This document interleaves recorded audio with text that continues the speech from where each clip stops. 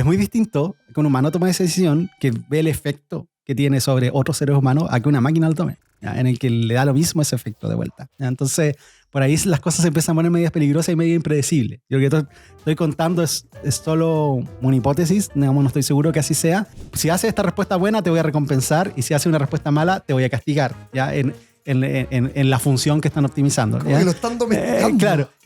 Entonces al final ChatGPT lo que hace está entrenado para siempre caerle bien a quien le está preguntando. Y dice, oye, y el lunes vamos a lanzar ChatGPT y no se preocupen, esto es para los nerds que trabajan en esto, pero en realidad no tiene mucho más que un experimento. Y la cuestión explotó. O sea, ni siquiera se había dimensionado qué tan útil podría ser para la gente común que existe un modelo de inteligencia artificial capaz de seguir instrucciones de texto, ¿ya? Y después la cosa ya, toda esta gente, todos estos científicos que estuvieron en el paper de Transformer de Google, se fueron a fundar sus propias empresas y están haciendo esta carrera, y ya bueno, y se metió China y Europa, y por eso estamos en lo que estamos.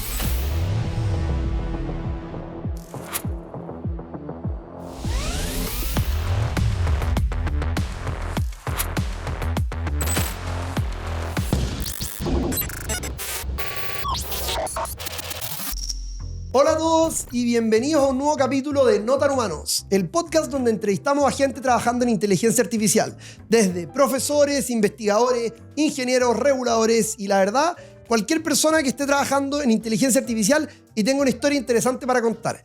En el capítulo de hoy tenemos de invitado a Alonso Astroza. Alonso es ingeniero en Machine Learning de la Universidad de Chile, es académico e investigador de Data Science de la Universidad del Desarrollo, donde lidera iniciativas de inteligencia artificial entre empresas y académicos. Es fundador de IA Devs, donde hace consultoría de IA para empresas. Tiene más de 15 años de experiencia en Machine Learning e inteligencia artificial. Y un proyecto interesante que me gustaría destacar como introducción que desarrolló fue Discolab, que fue un proyecto junto a La Tercera, en el que en la época de los plebiscitos constitucionales tú podías entrar y a través de un buscador comparar la constitución que se estaba proponiendo con la constitución actual, todo hecho a través de inteligencia artificial, incluso antes de ChatGPT. Así que, nada, muy contento de estar hoy día, Alonso, contigo. Primero me gustaría que nos cuentes un poco más de ti. Cuéntanos cómo llegaste a trabajar en inteligencia artificial. Gracias por la invitación. La verdad, llegué desde mi primera pega. Tuve la suerte de estar en el lugar correcto, de empezar a trabajar con datos. En particular, empecé con visión computacional. Tomar imágenes en video y tratar de hacer sistemas de verificación de identidad mediante el rostro y de detección de comportamiento. Eso para un par de proyectos FONDEF en la Universidad de Chile, en el laboratorio de procesamiento de imágenes. Ahí partí con mi primera práctica. Mi primera práctica suena rara contarlo hoy día, pero mi primera práctica fue tomar un computador con una pantalla táctil y recorrer toda la universidad pidiéndole a la gente que me regalara fotos de su rostro, ¿ya? Suena raro porque hoy en día mucha gente no lo haría, pero en ese tiempo, estaba hablando año 2005, finales del 2005, mucha gente me decía que sí, toma, y me siento y te doy mi nombre y sácame fotos para alimentar una red neuronal que en esos tiempos no existían las bases de datos gigantes que existen hoy. Entonces, si uno quería trabajar en este tipo de temas, tenía que construirse uno mismo esas bases de datos y las redes que entrenabas para eso. Así que esa fue mi primera pega en este proyecto de visión computacional, y de ahí la cosa fue escalando con el tiempo hasta lo que estoy hoy, ya como full metido en lo que son los modelos de lenguaje. Bueno, me surgen muchas dudas a partir de esto. Bueno, muy interesante tu experiencia, que parte mucho antes de lo que hoy día llamamos AI generativa. Sí. Y de hecho esa era una pregunta que me gustaría partir haciendo, porque por lo que entiendo, la IA generativa también son estas redes neuronales, que al final es un modelo que OpenAI, con cada uno de sus versiones, o Grok o Claude, en el fondo todos estos modelos arman su red neuronal, que la suben, que no se cambia, que al final se cambia solamente cuando sacan como una actualización. ¿Qué es lo que hace que esa red neuronal sea un LLM, un modelo de lenguaje grande, versus, por ejemplo, la red neuronal que estabas trabajando tú en ese momento de reconocimiento facial?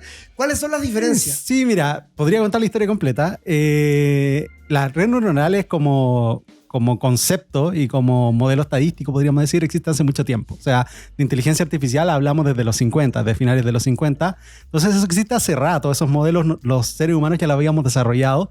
El punto es que para que tomaran poder, digamos, un verdadero poder, teníamos que alimentarlos con muchos datos. hace ya, desde el nacimiento del software, esa cantidad de datos se empezó a capturar, porque el software de manera inherente registra cosas, así que genera una tonelada de datos. Pero nos faltaba una patita para que esto se cumpliera, de que necesitamos el poder de procesamiento para poder entrenar estos modelos que existían hace mucho tiempo, con estos datos que ya vamos generando hace mucho rato, pero necesitábamos el poder de cómputo. Eso ocurrió con lo que se llama el deep learning, cuando se empezaron a usar las GPUs, estos procesadores que antes eran para los juegos, ahora se usan para calcular de una manera brutal procesos de optimización para ajustar estas redes. Entonces, ¿por qué nacen modelos como los de OpenAI? Nacen porque a alguien se le ocurrió de que, oye, ¿qué pasa si tomamos estos entrenamientos, ya que tenemos una cantidad brutal de datos de texto, que es todo lo que los seres humanos han escrito en Internet? Y además tenemos el poder de cómputo para poder entrenar estos modelos estadísticos que teníamos hace mucho tiempo. Se inventaron arquitecturas para que ese entrenamiento fuese más óptimo, que es lo que se le llama el transformer, que es una red neuronal muy óptima para este tipo de procesos. Y con eso le metieron todo Internet como un set de datos a un modelo para predecir, en este caso predecir el siguiente token, que podríamos decirlo en palabras simples, la siguiente palabra. Y bueno, OpenAI hizo un montón de otras cosas encima y consiguió un modelo de AI generativa, los GPTs, que el GPT 3.5 fue el que llevó al boom que tenemos hoy día de ChatGPT. Y es un caso de uso de estos modelos de lenguaje que completan. A alguien se le ocurrió, oye, qué bueno, ¿y si chateara con el usuario? Y ahí nace ChatGPT, y la IA generativa existía ya hace algunos años, pero este caso de uso del chat fue lo que habilitó el boom que estamos viviendo hoy en día. Muy interesante. Y entonces GPT no es un invento de OpenAI. El gran salto de OpenAI es meterle esta interfaz de chat.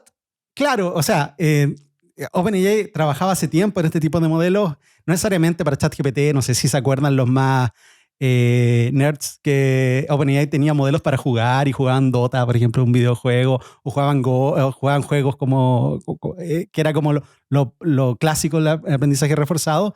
Pero claro, lo que estamos hoy en día en el desarrollo tecnológico es gracias al conocimiento, a la ciencia y al software open source que se fue construyendo entre muchas personas. En particular, el paper o la publicación de Transformer es de científicos de Google.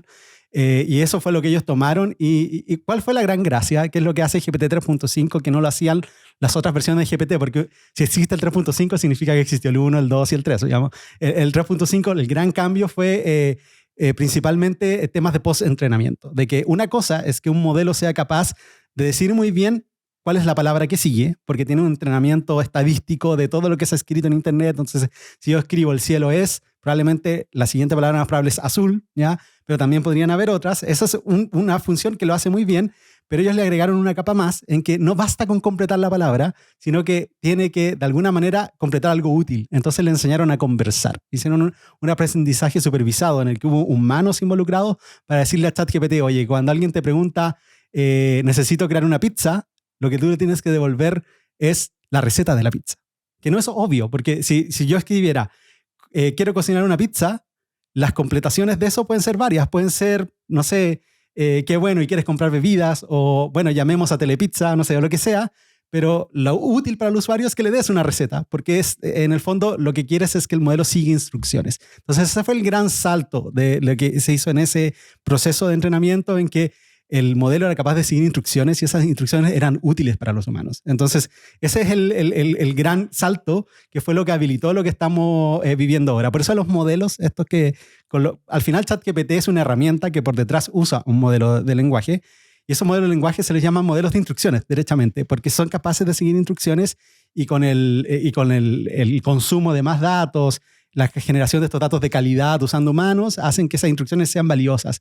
Entonces, ese es como el gran momento. Y esto pasó un poco al principio medio desapercibido, porque de hecho hay un meme casi, pero en realidad es real. Hay una foto de el día en que se lanzó ChatGPT, hay una presentación que se le hace, no sé, a los inversionistas, al directorio, y el tipo que pone como, oye, y hace la presentación de algo, y hay un slide que dice, oye, y el lunes vamos a lanzar ChatGPT, y no se preocupen, esto es para los nerds que trabajan en esto, pero en realidad no tiene mucho más que un experimento, y la cuestión explotó. O sea, ni siquiera se había dimensionado qué tan útil podría ser para la gente común que existe un modelo de inteligencia artificial capaz de seguir instrucciones de texto, ¿ya? Y después la cosa ya se desbordó con estos modelos multimodales que también entienden video, imágenes, audio, y ya la cosa empieza a escalar, empiezan a crear más competidores al panorama.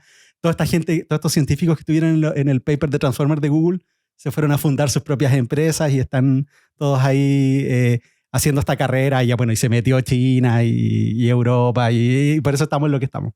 Qué loco que ellos no se esperaban lo que no lo habrán probado tanto o estarán tan conectados en su lado más técnico que no lo encontraban tanto un breakthrough. Claro. Que no se dieron cuenta, pero creo que ChatGPT tuvo la adopción de usuario más grande que ha existido casi que de cualquier producto nunca. Claro, O sea, llegaron a 1 millón de usuarios en creo que una semana, no me acuerdo exacto los números.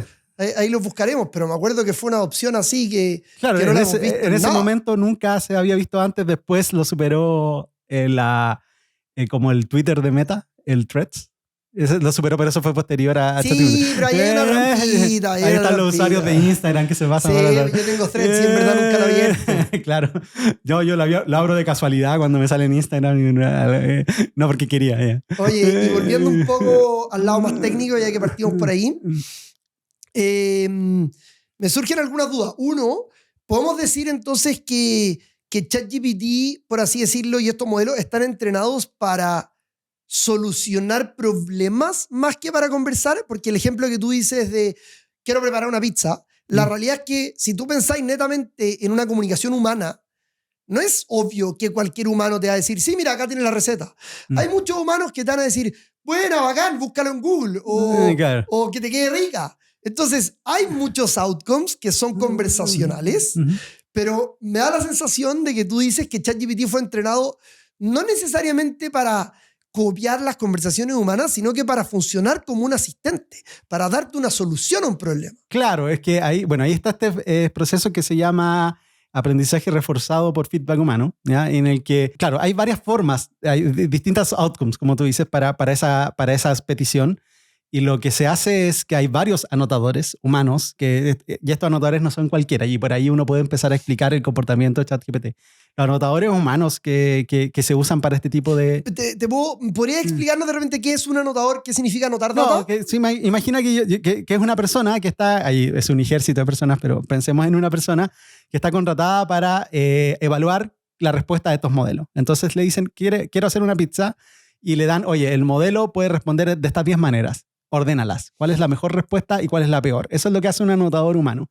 Y estas personas no son cualquiera porque cumplen un requisito. Por ejemplo, no sé, el 50% de ellos tiene un posgrado, hablan muy bien inglés. Entonces, las mismas personas siguen como un sesgo, digamos que son elegidos por ciertas razones. Entonces, ellos deciden qué es lo en este tipo de entrenamiento. Hay mucha gente, después te dejo terminar, pero hay mucha gente criticando que ciertos modelos tienen ciertos sesgos. Y ahí naturalmente nace un sesgo. Mientras menor sea el N de cantidad de personas que está anotando o menos diverso sea, más sesgo va a estar. Claro, y están estos sesgos claros para que puedan trabajar en esta interfaz de anotación. Y además, independiente de eso, imagina que tú pones a 20 personas a decir cuál es la mejor respuesta para cómo se hace una pizza, ¿ya? Probablemente no todos estén de acuerdo en la solución. Entonces, dentro de los mismos anotadores hay desacuerdo. Entonces, no es tan sencillo hacer este proceso, pero se hace eso. Lo que haces es lograr mejor datos como de más calidad, que en teoría resuelven un problema, porque eso es lo que están intentando. Al final se dicen que estos modelos tienen tareas. Así se les dicen. Tienes tareas, tienes tasks. Esas tareas se explican por instrucciones, ¿ya? Y tú tienes que resolver esa tarea y te vamos a evaluar con qué también la resolviste, ¿ya? Entonces, ahí hay algo chistoso y interesante a la vez, porque al final estos procesos se corren en optimización matemática, en el que se va optimizando los pesos, cómo está configurado el modelo, para lograr que se alcancen estas respuestas en las que un humano le dijo, si esto es lo que tienes que hacer, y esta respuesta no, si haces esta respuesta buena, te voy a recompensar, y si haces una respuesta mala, te voy a castigar, ¿ya?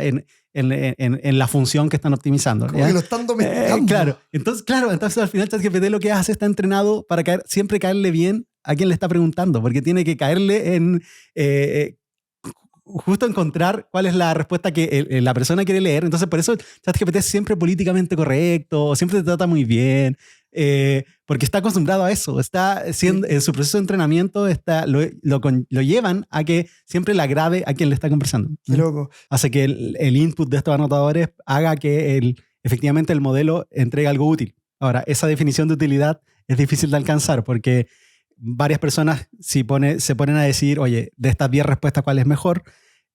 Va a ser muy difícil que se pongan de acuerdo. Entonces, no es claro cuál es la mejor.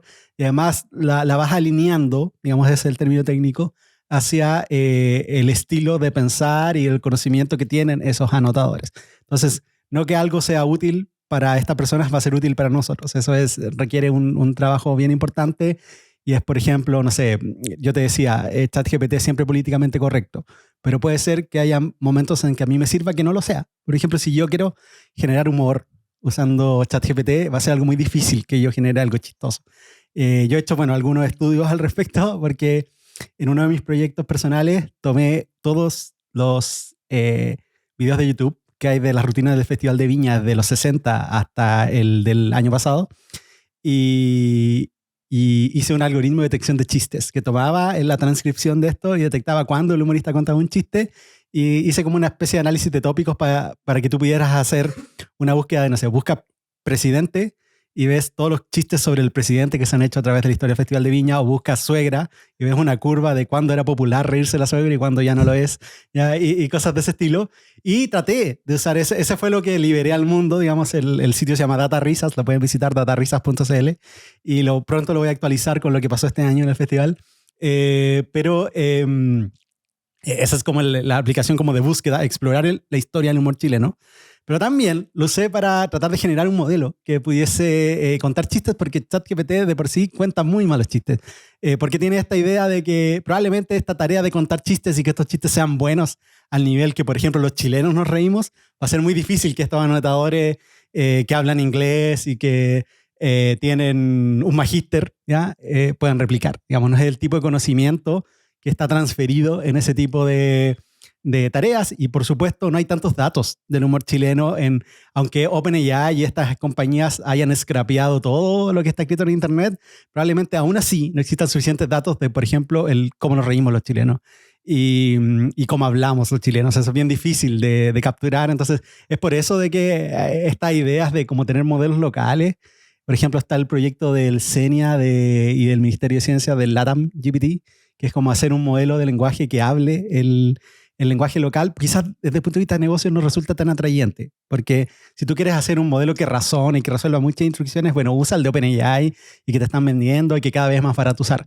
Pero si tú quieres hacer algo como tan delicado, que es como entender el cómo un chileno habla o generar un chiste que tenga sentido en la idiosincrasia de nuestro país, necesitas algo que sí esté entrenado con ese tipo de conocimiento y quizás con ese tipo de anotadores. O sea, no desconozco los detalles técnicos del proyecto de LATAM GPT, pero me imagino que también va a tener un proceso de post-entrenamiento, que era esto que yo te contaba de que tienes estos anotadores sobre el proceso actual y ver ahí qué es lo que van a plantear. Y lo que es muy interesante del humor y de los chistes es que en general el humor causa gracia cuando el humorista dice algo que todos naturalmente hacemos clic con, pero que no es algo que abiertamente se dice. Entonces de repente invoca emociones o sensaciones o ideas que uno piensa pero no dice. Claro, que no están escritas. Que no están escritas, que no se habla mucho. El humorista habla lo que el resto no, o no es capaz de poner en palabras o no se atreve a decir.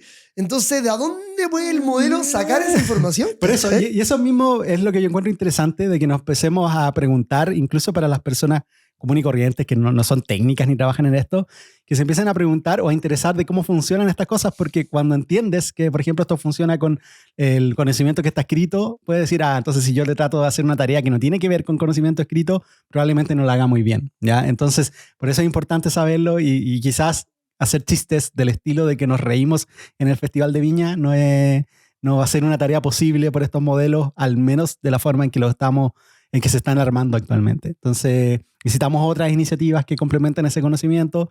Menciono la de LATAM GPT porque es la que está más cercana, pero pueden haber más en el futuro. Pero quizás tampoco el propósito de la IA, o quizás tampoco tiene...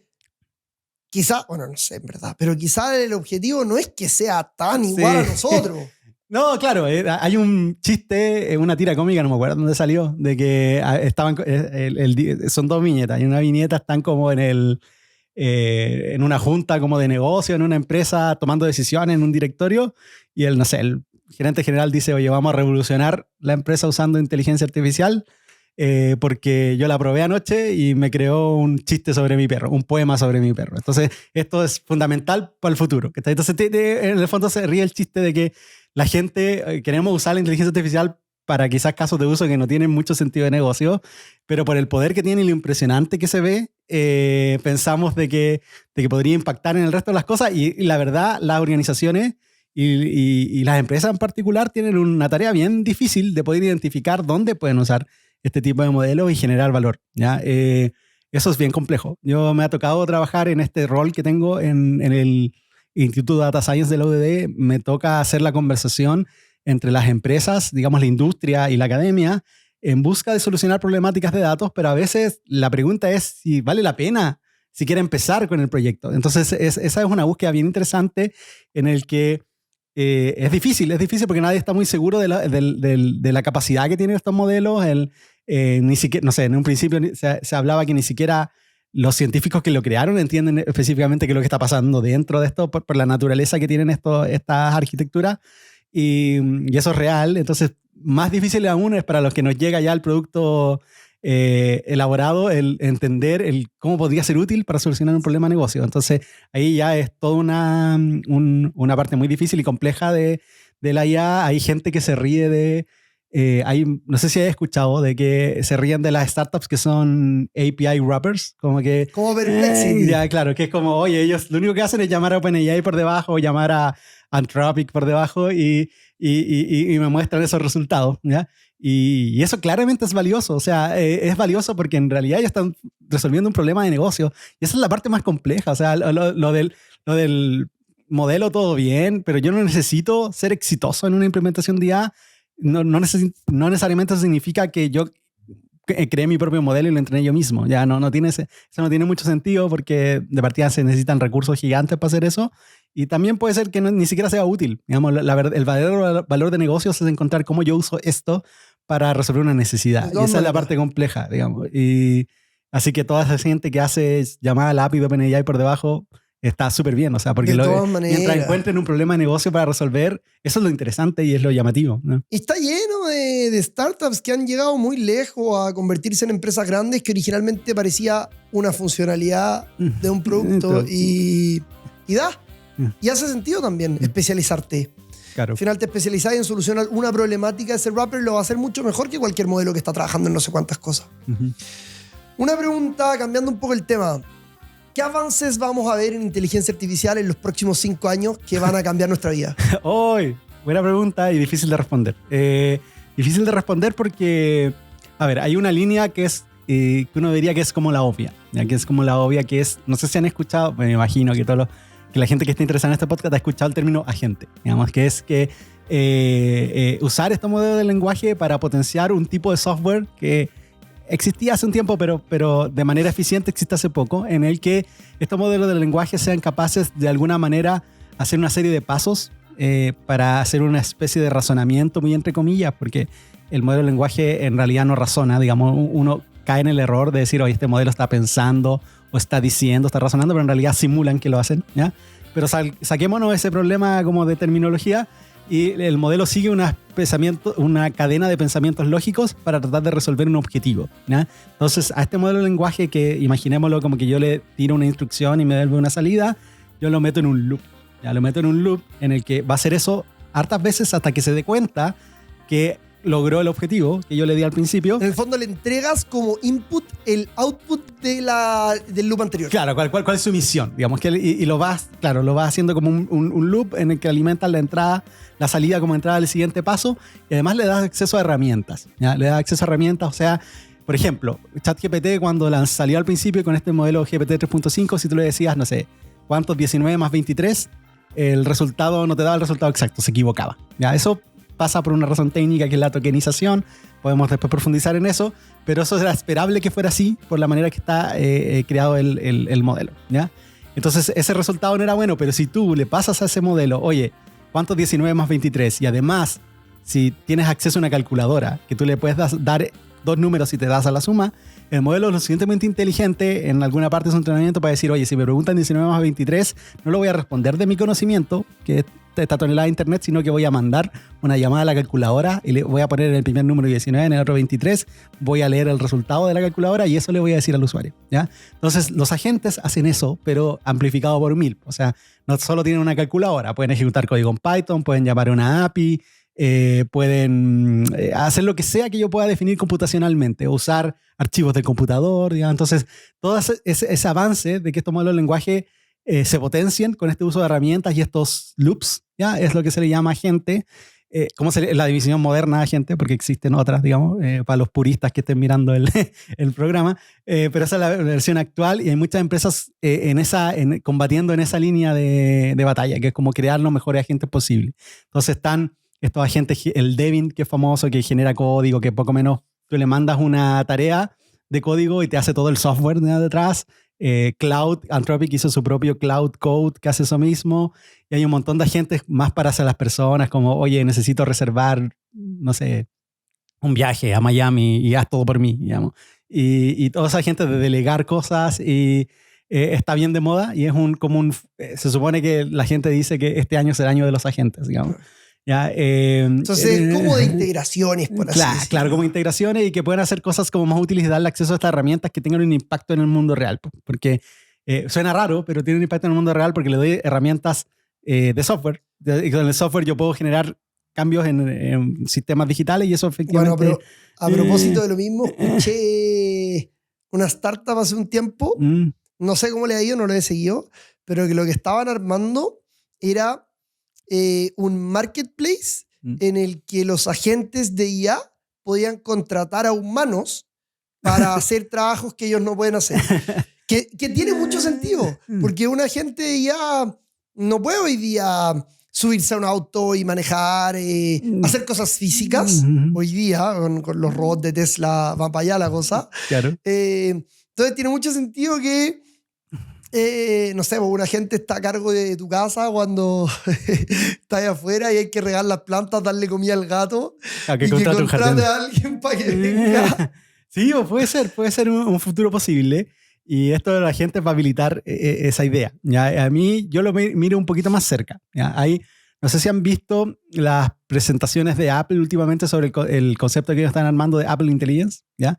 El Apple Intelligence por ahora es un concepto, porque no sé, no he revisado el último lanzamiento, pero hasta lo que leí no estaba funcionando muy bien. Quieren renombrar el concepto de AI. Claro, ya hay como Apple Intelligence. Pero lo interesante, y fuera del marketeo, la tesis de Apple es que Apple se especializó en modelos pequeñitos, ¿ya? Modelos que no tienen muchos parámetros, sino que se entienden muy poquitos, pueden correr en un teléfono. ¿Ya? No en cualquier teléfono, porque los dispositivos de Apple tienen sus procesadores especiales, el M4, lo que sea, pero pueden correr localmente. Eso significa de que existe un modelo de lenguaje que va a hacer esto de llamarte las herramientas, pero dentro de tu teléfono.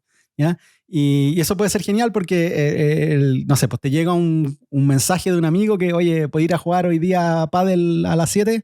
¿Ya? Y el modelo toma ese mensaje y lo entiende y puede ir al calendario y ver si tienes algo a las 7 y ver si eso es importante y sugerirte a ti una respuesta, como, oye, si le puedes aceptar la invitación o no, tienes que ir a la presentación de tu hija del jardín. ¿Ya?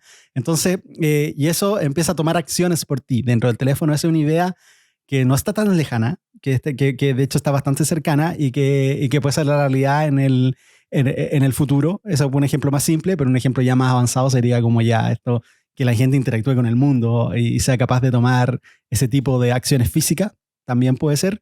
Y esa es como la línea esperada de lo que hacen los modelos de inteligencia artificial, pero de aquí a 5 años es un horizonte de tiempo bastante alto y ese es uno de los principales problemas. Uno no está muy seguro qué es a lo que puede llegar la inteligencia artificial. Estamos bastante seguros a lo que puede llegar con el tipo de arquitectura actual, que son estos transformers y este tipo de entrenamiento, pero hay otras formas en las que se está avanzando para que los modelos tomen este tipo de conocimiento que no está escrito, que se usa en video. ¿Y puede la inteligencia, podemos llegar a desligarle a la inteligencia artificial funciones que son clave en las donde no puede haber error? Por ejemplo, temas de salud, etcétera. Mira, por ejemplo, si tú lees los términos y condiciones de la API de OpenAI, hay varios casos de uso que están prohibidos por la API. Por ejemplo, selección de personal, ¿ya? Tú no puedes tomar una decisión de selección de personal usando un modelo de OpenAI y eso está en contra de sus términos y condiciones. Y eso es interesante porque los modelos efectivamente tienen estos sesgos, ya explicamos un poco por qué ocurren. Y por supuesto que esos sesgos se traducen en, por ejemplo, si un modelo decide contratar a una persona u otro. Entonces, el empezar a tomar esas decisiones de manera automatizada que afectan a un grupo de personas es algo grave y que es lo que se están preocupando las legislaciones que se están haciendo alrededor del mundo. Pero incluso los proveedores ya se ponen el parche antes de la herida y dicen, no, esto estaba prohibido. O sea, si tú lo hiciste, no leíste estas condiciones, pero fue tú... ¿Y hay alguna manera de ir eliminando esos sesgos? No con los modelos actuales, pues ese es el problema, ¿no? Con la forma en que están creados los modelos actuales, siempre van a existir estos sesgos. Esto es bien interesante porque esto se da en cualquier dimensión que tú trabajes en datos.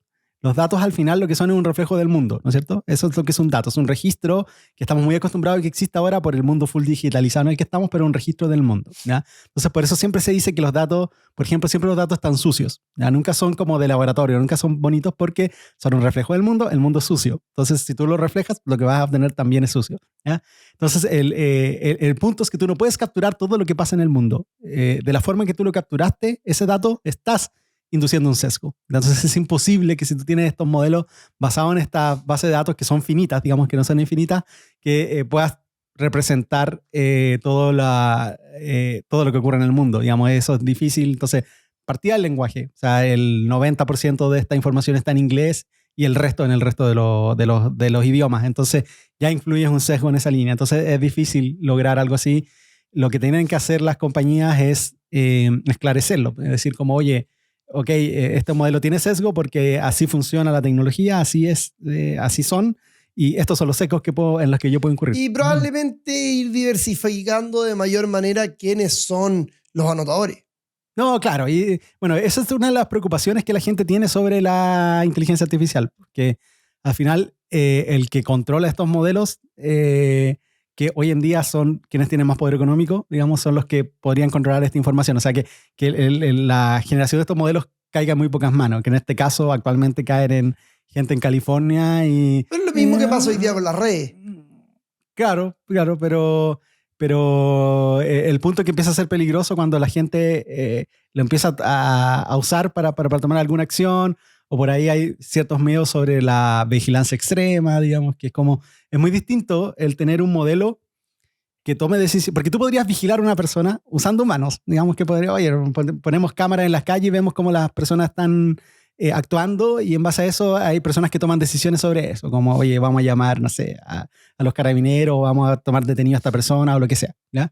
Es muy distinto que un humano tome esa decisión, que ve el efecto que tiene sobre otros seres humanos, a que una máquina lo tome, ¿ya? En el que le da lo mismo ese efecto de vuelta, ¿ya? Entonces, por ahí las cosas se empiezan a poner medias peligrosas y medio impredecibles. Yo lo que estoy contando es solo una hipótesis, digamos, no estoy seguro que así sea, pero ese es el punto, no lo estoy seguro, y mucha gente muy experta que tiene mucho más pergaminos que yo tampoco lo está muy seguro, entonces eso da como un poco de miedo. ¿Puede la inteligencia artificial llegar a ser consciente?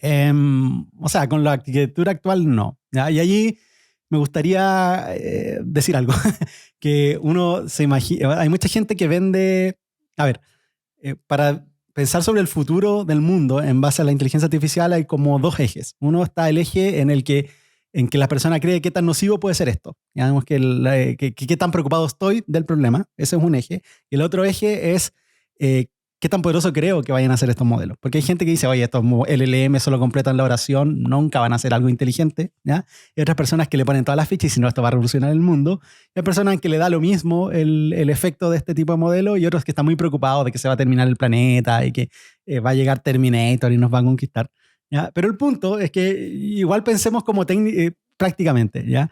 Todos los que trabajamos en el mundo del software o estamos ligados al mundo del software entendemos que el software no funciona por sí solo. O sea, cualquier elemento de software necesita un equipo más o menos grande, si este software es grande, para funcionar, ¿ya? Entonces, no es que el software funcione todos los días y nunca tenga problemas. Siempre van a haber cosas y necesita un equipo humano que lo sostenga, ¿ya?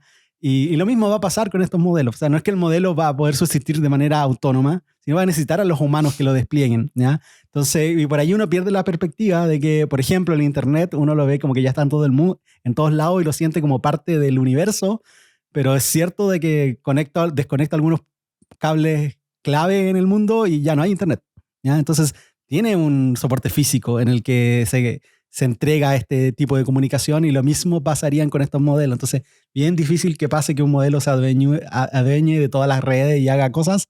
Muy difícil. Primero necesita la cooperación de grupos de humanos, y segundo necesita la parte física para hacer ese despliegue. Entonces, complejo que ocurra, un escenario no muy factible. ¿Y qué pasa cuando nos ponemos a pensar en los robots de Tesla? Ya, pero es que los robots de Tesla, bueno, yo no soy muy experto en robótica, pero esta demo como famosa que se hizo, hay mucha gente que decía de que estaban telecontrolados, digamos, por otras personas. Y claro, ese puede ser el estado actual de las cosas, pero en el futuro esto... pero insisto, pues ese modelo va a tener ese robot va a tener un modelo en el que se está alimentando, ¿ya? Y ese modelo que se está alimentando requiere de un sustento humano, digamos, un sustento humano para funcionar. Ahora, la gente dice, bueno, ¿qué va a pasar cuando la computación cuántica entra en juego? Ya, la computación cuántica, ¿qué significa en simple? Significa que los computadores van a poder, una nueva forma de computar, digamos que los computadores van a tener capacidad de cómputo gigante comparada con la que hay actualmente. ¿Y eso qué significa? Que a mí todos estos proyectos, estos procesos de cálculo que demoran meses, podrían demorar segundos, ¿ya? Y eso es brutal, porque significa de que si yo tengo un modelo que simula cosas, podría ser que en algunos segundos simule todo el universo, ¿ya? Y cálculos que hoy día no tenemos la capacidad computacional para hacer, claro, podríamos hacer en segundos. Claro, entonces eso es bien interesante, porque podría, oye, ¿y qué pasa si metemos esto en un dispositivo autónomo y podría hacer todos los cálculos? Y claro, ya esos son escenarios complejos en el que caemos en ese punto que te decía, bueno, nadie te puede decir muy bien qué es lo que va a pasar. Esa es la parte como de miedo al respecto. Pero con lo que tenemos actualmente eso no es posible. Ya, pero más allá de si la IA puede o no llegar a controlar el mundo, ¿qué entiendes tú por conciencia y por qué te sientes tan cómodo diciendo que la IA no es consciente? No, pues que te decía el término de, bueno, de partida, ¿cómo definimos conciencia? O cuando uno dice, no, que la IA, este concepto de inteligencia artificial general, el AGI, como la primera pregunta, bueno, defíneme cuál es la inteligencia humana, digamos, el cómo funciona, ¿a qué te refieres tú cuando alcanzas esa definición? Entonces es algo difícil y que no está completamente definido, no lo entendemos completamente. Y por otro lado, la definición de esta inteligencia artificial general o la definición de cuándo un sistema computacional inteligente ha ido cambiando a través del tiempo, ¿ya? Entonces, cada vez que un modelo avanza, cambiamos la definición de inteligencia, ¿ya? Entonces, eso me da un índice de que en el fondo estos benchmarks que nosotros mismos nos ponemos no son muy útiles, digamos, no están realmente midiendo algo. Y por otro lado, los modelos no es que piensen realmente, se simulan este pensamiento, ¿ya? Por este tipo de entrenamiento que tienen. Ahora, yo te pongo las manos al fuego por la arquitectura actual. No tengo idea qué es lo que va a pasar con la siguiente, ¿ya? Pero actualmente no tiene como por dónde tener una conciencia o tener inteligencia, porque solo está haciendo esta repetición del dato histórico. Ahora, lo hace tan bien con este proceso de post-entrenamiento que estábamos hablando, que te da la sensación de que realmente es inteligente. Pasa los Turing test.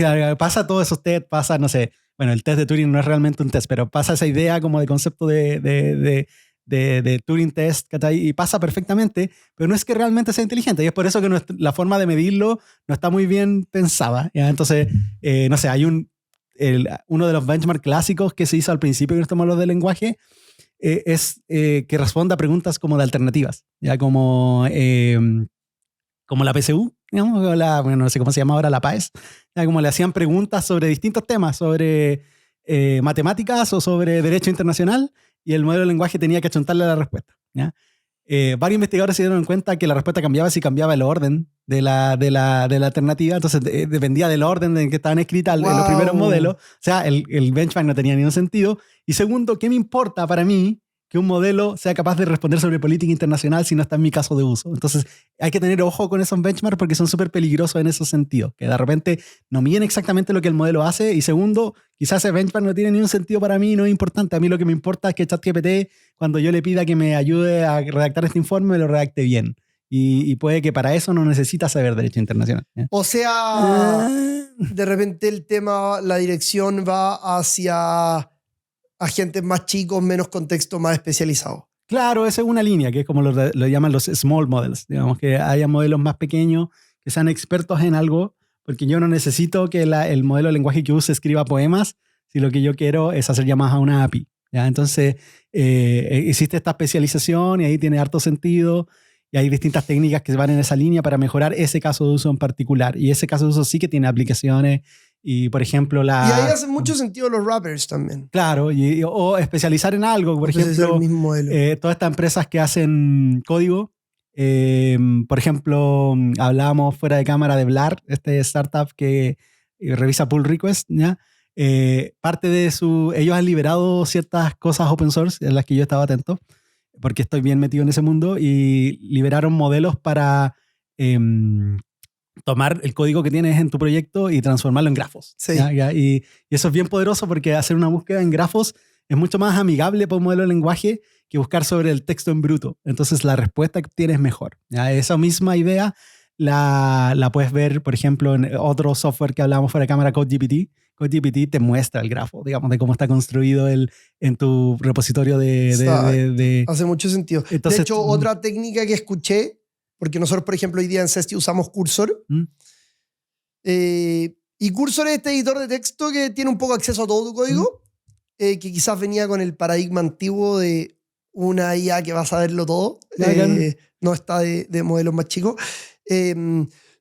Y una técnica que escuché por ahí que no la he probado es que en vez de pasarle a Cursor cuando le haga una pregunta todo tu código, sino pedirle a un modelo que te evalúe todo tu código y escriba un archivo README en el que en texto detalle cómo funciona todo tu código. Yeah. Y de ahí pasarle a Cursor como contexto el archivo, las clases que quieres que trabaje y este README que tiene todo el código en texto más que todo el código y que en general llega de mejor resultado. Es una súper buena idea porque al final lo que estoy haciendo es pasarle la información que yo quiero que sepa de una forma que es más digerible. Que te la preparó otro mismo modelo. Por ejemplo, si hablamos de documentación, ¿cómo están hechas las documentaciones actualmente de todas estas de las bibliotecas que usamos de software? Están hechas para el humano. O sea, tú entras a la documentación y, por ejemplo, tienes un menú que tienes que ir clicando para saber las cosas, ¿ya? Eso es muy humano, es como muy de exploración de humano, pero para un modelo de lenguaje es pésimo. Entonces, de partida no va a entender el orden en que está haciendo las cosas. O sea, puede que lo entienda, pero no exactamente como tú querías que lo entendiera. Entonces, hacer esta capa previa de pasar lo que está a una forma más digerible con un modelo de lenguaje es algo que se está trabajando harto. De hecho, ya están tratando de impulsar un estándar. El Jeremy Howard, no sé si lo ubicas, que es un data scientist bien famoso que estuvo a cargo de Kaggle mucho tiempo y que ahora tiene subían los desafíos a Kaggle en su minuto. Y ahora tiene, su propia startup, Fast AI, y que estaba muy focalizada en PyTorch, pero ahora tiene un laboratorio de LLMs que se llama Answer AI, ¿ya? Y él está tratando de impulsar con su alcance, porque él, digamos, es una persona muy seguida dentro del mundo de la ciencia de datos, con su alcance un formato para transformar que lo que tú publiques, ya sea repositorio de código o cualquier sitio web, tenga un archivo .llm, digamos, un llm.txt, en el que tengas la información, pero de una forma digerible para el modelo de lenguaje. Muy bueno, muy bueno. Y que también definan un poco los límites de cuándo empieza ya a alucinar. Claro, ese ya es... Bueno, eso es difícil. Pues eso es difícil porque lo que te toca, y eso es lo que hace un poco complejo el desarrollo de este tipo de herramientas desde un punto de vista del desarrollo de software tradicional. Cuando tú transicionas a usar este tipo de modelos, te tienes que acostumbrar a esos fenómenos que no son muy usuales. Pero eso en general, eso pasaba ya hace harto tiempo. ¿Ya? La gente que estábamos trabajando en Machine Learning, sabe una cosa, si nos podemos poner como un poquito técnicos, hay una cosa que es radicalmente distinto de un software tradicional a un software con Machine Learning, que en el software tradicional, cuando tú cambias el código, cambia el comportamiento del sistema, ¿no es cierto? En el sistema completo, y con eso batallas. Entonces, todo tu procesamiento, por ejemplo, de DevOps o para mantener la solución funcionando, ocurre sobre tu repositorio de código, ¿no es cierto? Y lo que mi ejército de desarrolladores hagan. En el mundo del Machine Learning y de los datos en general, no solo los cambios en el código producen un cambio en el sistema, sino que también los cambios en los datos y los cambios en los modelos, ¿ya? Entonces caes en un mundo súper distinto en que tú puedes tener un software funcionando en el que no le cambiaste ni una línea de código y de repente dejó de funcionar, ¿ya? Y de repente dejó de funcionar porque, por ejemplo, los datos cambiaron. Ejemplo clásico, la pandemia. En la pandemia... Todo un efecto mariposa y claro, hiciste un cambio chiquitito y... Claro, pero tú, ojo que no cambiaste ni una línea de código. Ninguno de tus programadores hizo un solo cambio y la solución se te fue al piso, ¿ya? Porque cambió el comportamiento que los datos estaban capturando. En este caso, en la pandemia, los comportamientos de las personas que ya, no sé, si tú tenías un software que predecía demanda, ya nadie quiere comprar ternos y quieren comprar pijamas, digamos, porque toda la gente estaba en la casa, ¿ya? Eso es otra cosa y también los modelos. Pues, ¿no? En Machine Learning es súper complicado el pasarte de un modelo a otro, ¿ya? Porque el comportamiento puede cambiar radicalmente porque son otros procesos de entrenamiento, otros ajustes de los pesos, entonces nada te asegura que el modelo funcione igual a como tú funcionabas antes. Entonces para eso hay estrategias de evaluación en el que tú estás constantemente, oye, si quiero cambiar un modelo, primero tengo que hacerle test. Tengo que hacerle test para saber si la performance de ese modelo sigue siendo tan buena como el que tenía antes. Y ojo que esa performance no es determinística, digamos, es probabilística. Es como funciona el 98% de los casos y siempre va a haber un 2% que no funcione. Y tienes que aprender a vivir con eso. Tengo una duda más conceptual, porque al principio hablábamos de modelo como ChatGPT 3.5 a ChatGPT 4, cambio de modelo, red neuronal. Y ahora, no sé, vos por ejemplo me hablaste del modelo que creó Vlad para convertir tu código en un grafo, por ejemplo. ¿A qué te refieres con modelo en esos casos? A lo que me estoy refiriendo con modelo es, en estos casos específicos, estoy literalmente apuntando al conjunto de pesos, digamos que como, en este caso el modelo, como yo lo expliqué, son este conjunto de pesos, imaginemos números, un archivo en tu computador, o en la máquina donde se esté corriendo, que son una serie de números que son cuando tú metas una entrada, por ejemplo, texto. La red neuronal directamente. Cómo está definida esa red neuronal, eso para mí es un modelo. Sí. Pero lo que estamos hablando en general, en términos conceptual, son a estos modelos que se basan en estadística para aprender sobre datos, ¿ya? Cuando tú tienes una gran cantidad de datos, puedes ajustar un modelo, que en este caso es la red neuronal, que es una estructura matemática, para que aprenda de esos datos. Se ajuste, esta estructura deja de ser libre, se empieza a ajustar, empieza a alcanzar ciertas restricciones en base... Entonces, literal, un modelo te refieres a cambiar un poco esa red neuronal, claro, o hacer una nueva. Eso me refiero. Ya. Buenísimo. Una pregunta súper distinta. ¿Cómo ves el desarrollo de inteligencia artificial en Chile y en Latinoamérica?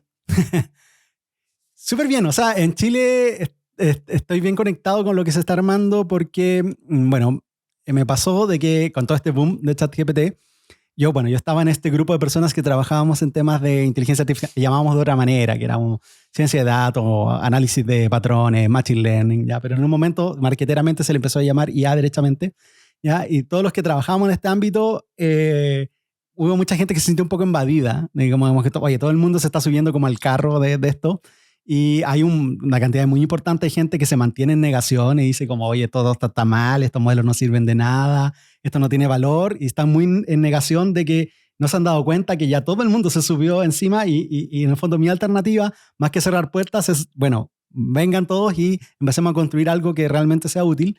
Para eso fundé una comunidad que se llama IA Devs, ¿ya? Que es una comunidad de desarrolladores de IA. ¿Y por qué la fundé? Porque en Chile, en Santiago, habían eventos de IA día por medio, y todos, la mayoría eran súper comerciales, marqueteros para vender humo, digamos, o académicos, digamos, que estaban estos científicos que no dejaban que nadie pasara a este conocimiento. Dice, ¿qué pasa si nos posicionamos como al medio? En estas personas que ya están generando cosas con inteligencia artificial, construyendo software y que han enfrentado casos de negocio y dificultades técnicas, y darles tribuna, subirlos al escenario y que cuenten, bueno, cuáles son esas dificultades, cómo las solucionaron, y aprender entre todos. Porque nadie, te lo aseguro, por ejemplo, nadie puede decir soy experto en GPT-4. Nadie puede decir, porque es un modelo muy reciente, entonces nadie entiende realmente, nadie ha tenido el feeling de trabajar con ese modelo tantos años, digamos. Nadie es experto en GPT-4. Entonces, si yo quiero solucionar algo usando GPT-4 o cualquier modelo, pongámosle el que quieras, voy a necesitar el conocimiento de otros, el compartir este conocimiento. Entonces, abrir esas puertas para ese compartir conocimientos, esta comunidad de IADEVs, y en el que yo la armé, bueno, ese es el objetivo. Me junté con unos amigos para fundar esta comunidad, pero mi objetivo también es tener una sensación de qué está haciendo la comunidad usando la inteligencia artificial, en este caso en Chile y por supuesto en Latinoamérica, qué casos de uso están abordando, dónde encuentran valor para esta inteligencia artificial, y se han juntado, por ejemplo, me di cuenta que para el primer evento que armamos en la Universidad del Desarrollo llegó mucha gente, pero te juro que debe haber llegado al menos una persona de cada uno de los bancos importantes, ¿ya? Y eso después de hablando con las personas digo, ya, el mundo financiero, en particular los bancos tradicionales acá en Chile, le está interesando mucho esto. ¿Y entonces, quiénes eran estas personas que ves hasta hoy día como tratando de negar estos negacionistas de la vida? Es que son negacionistas, pero es que de repente uno... A ver, en la academia, yo no soy... O sea, trabajo en una universidad, pero no soy académico, ¿ya? Yo formo parte del Instituto de Data Science, soy más una persona técnica dentro del equipo. Bueno, tengo un cargo de subdirector y todo, pero en el fondo no soy académico, eso es lo que quiero explicar.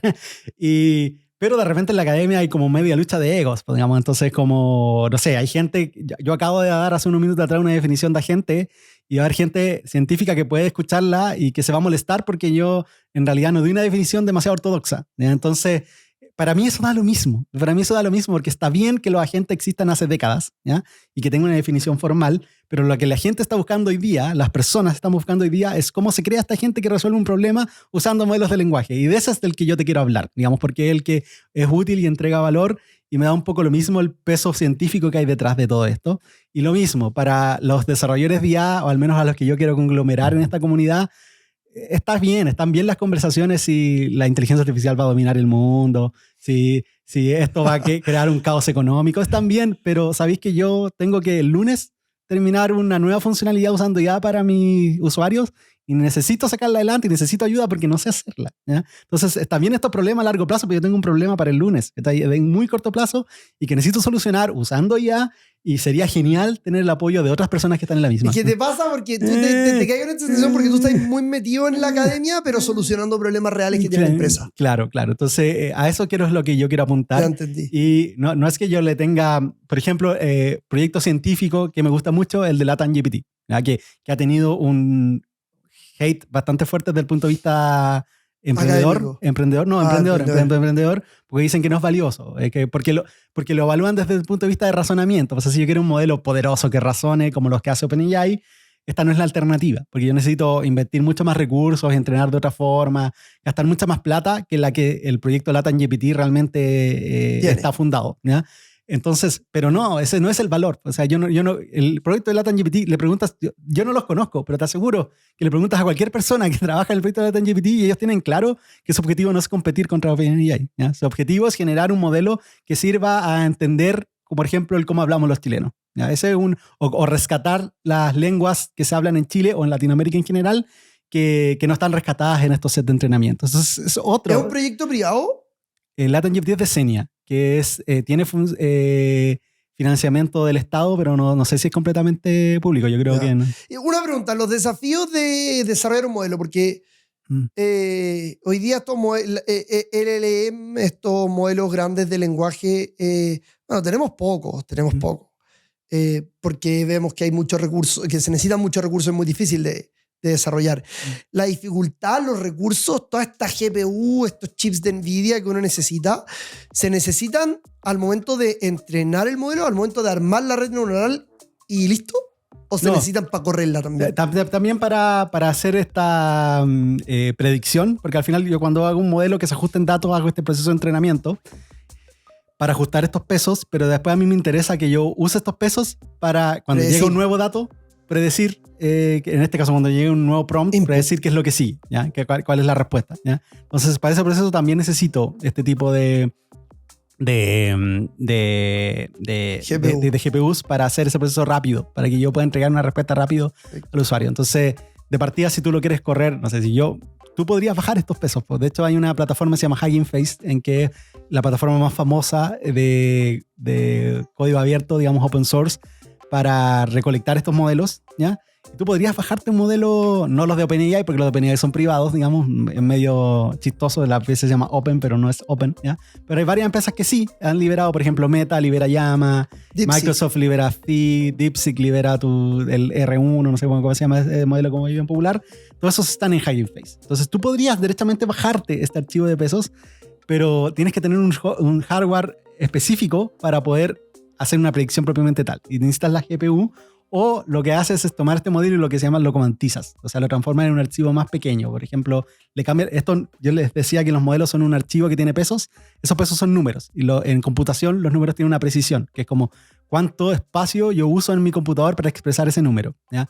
yo puedo usar un espacio más pequeñito y no ser tan preciso y puedo correrlos en mi computador. Eso se llama usar un modelo cuantizado. Entonces, esa es otra alternativa. Pero tú, derechamente, podrías bajar ese archivo y correr, pero necesitas un hardware especializado para predecir. Y, por supuesto, si tienes millones de usuarios consultando a tu API, necesitas un... Seguro igual que comercializarlo no se puede. Hay modelos que permiten la comercialización. Pues. El llama... un 3. Algo, no me acuerdo en cuál, va en el 3.3 creo, uno que ya empezó, tenía una licencia que permite el uso comercial, y el DeepSeek creo que también.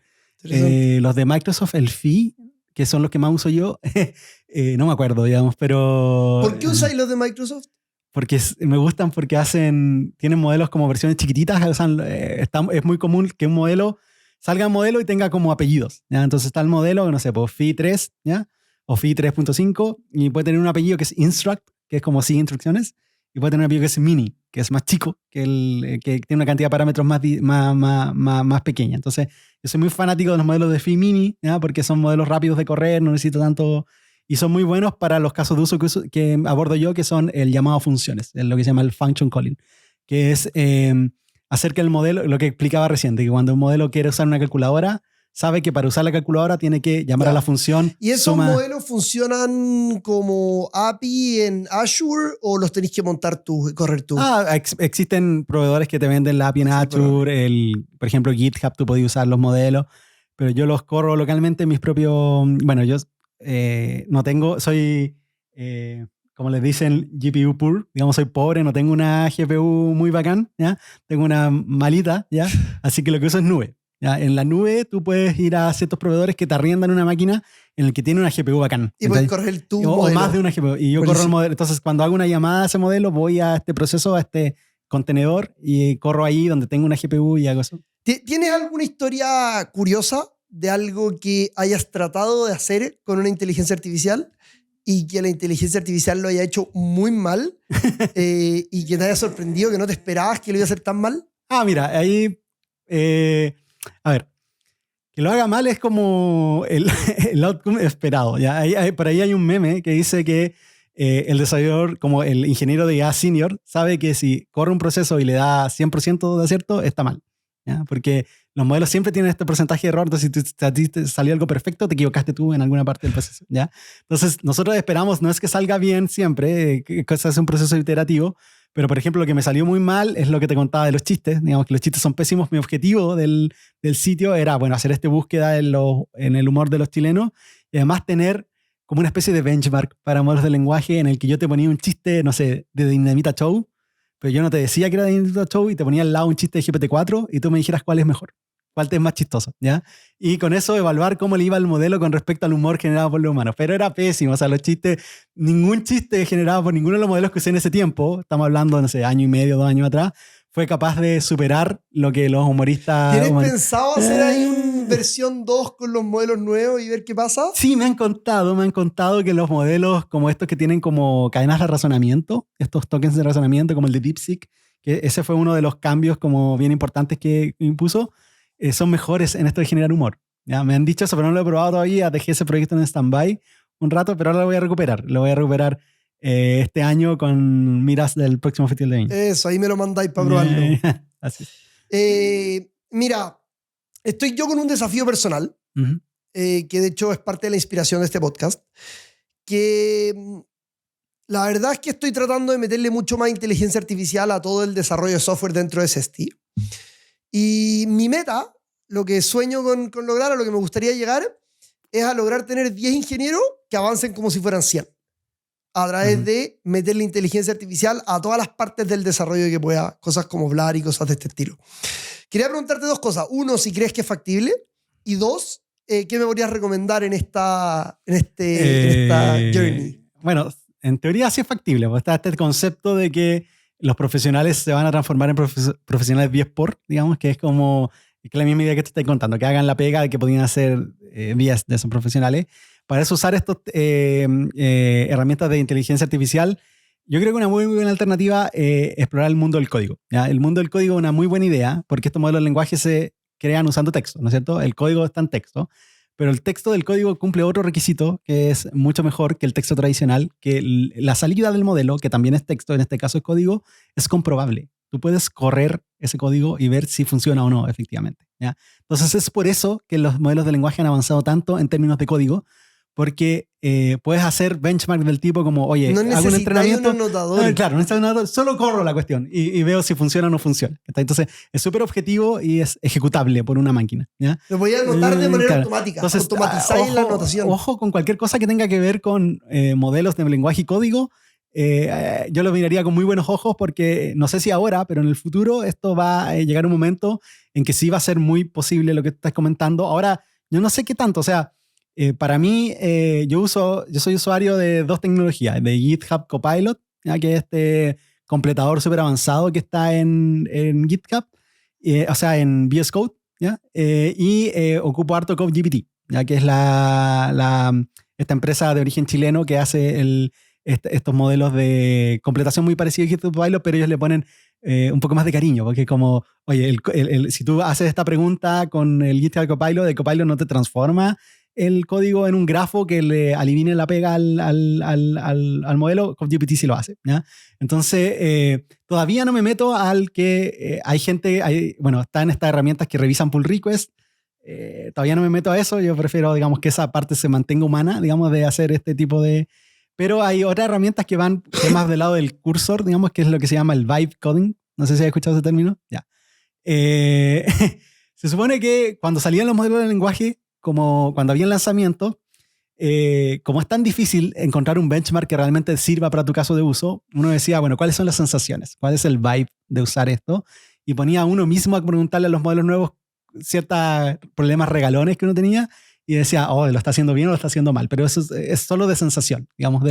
Entonces, ese concepto se va en la línea de que, oye, yo podría codear, hacer proyectos por completo, haciendo estas llamadas regalonas que yo le hago a mis modelos y ver qué es lo que pasa. Y entonces es ese momento como de exploración de que yo parto de cero, no tengo un proyecto, sino que parto de cero y le pido al modelo que vaya creando archivos, que me vaya importando librerías y que vaya creando todo el software en conjunto en el que yo solo codifico de palabra, digamos, en lenguaje natural.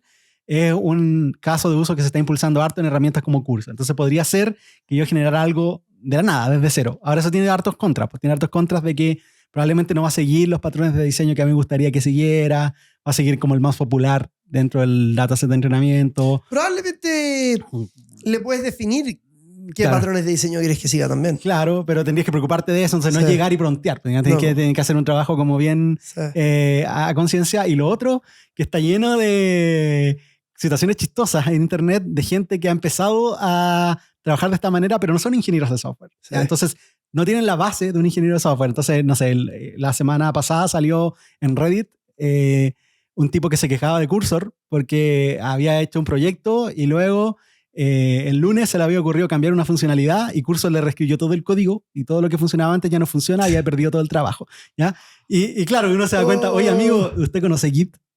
Que te podría, si el tipo hubiese sido un ingeniero de software, hubiese versionado su software y hubiese quedado la embarrada el lunes, pero se hubiese devuelto a la versión anterior. Pero el tipo, como no tiene la formación necesaria para hacer software, no tenía idea de ese conocimiento. Bueno, ahí también se pueden empezar a hacer cambios en Cursor y en estos editores de texto, claro, para que vayan guiando al que no es ingeniero y decirle, te recomiendo que push se hace así o quieres que haga un push. Ya, y por otro lado, uno se pone a pensar, ya, ok, hay videos en Twitter, por ejemplo, de una niña de 8 años que hace juegos solo hablando con Cursor, ¿ya? Y uno dice, ya, esto está bueno, porque yo, por ejemplo, si quisiera hacer lo que hizo esa niña de 8 años, me demoraría 4 veces lo que ella se demoró, ya, teniendo el conocimiento, ¿ya? Pero estamos presenciando la generación 1 de estas herramientas. Esta es la primera generación. Imaginemos qué va a pasar en 5 años más.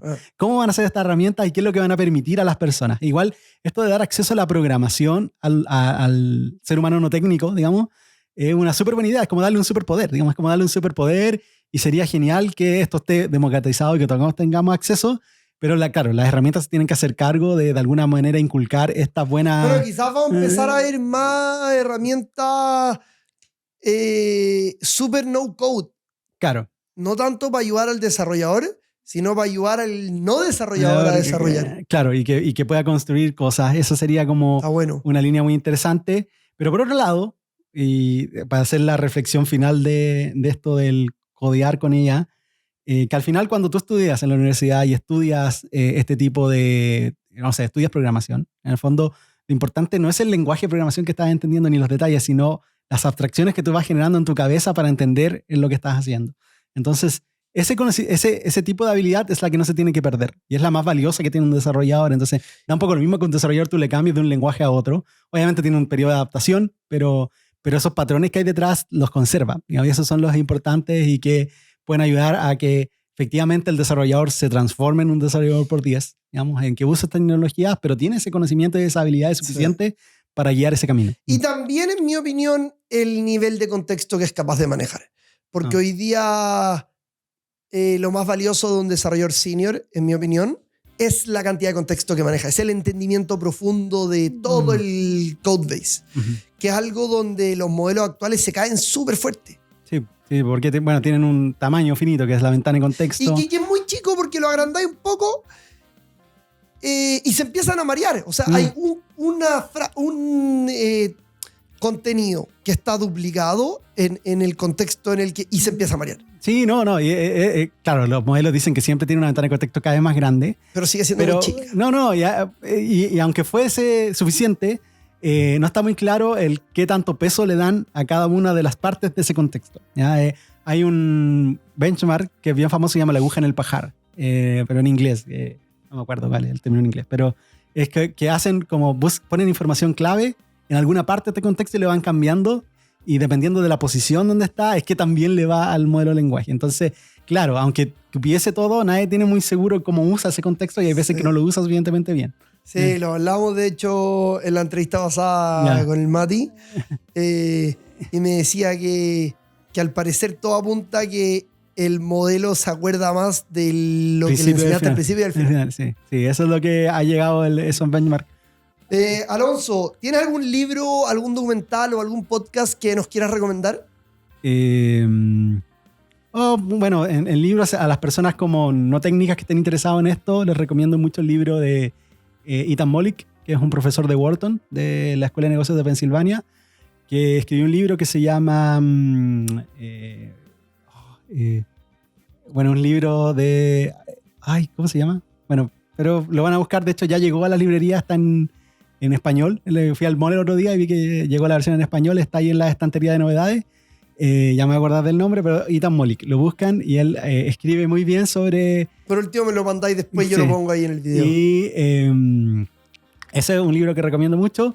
Y si alguien ya con un poquito de conocimiento técnico está interesado en entender bien este tipo de cosas, le recomiendo mucho el canal de YouTube de Andrej Karpathy, que es uno de los fundadores de OpenAI, que ya se salió de la empresa y hace unos videos súper buenos. Duran horas, pero les aseguro que lo valen. O sea, buenísimo. Tiene un video de cómo funcionan los LLMs, que es muy bueno, y un video de cómo usa los LLMs, que también es muy bueno. Una cosa es entender cómo funciona, otra para qué me sirve, ¿ya?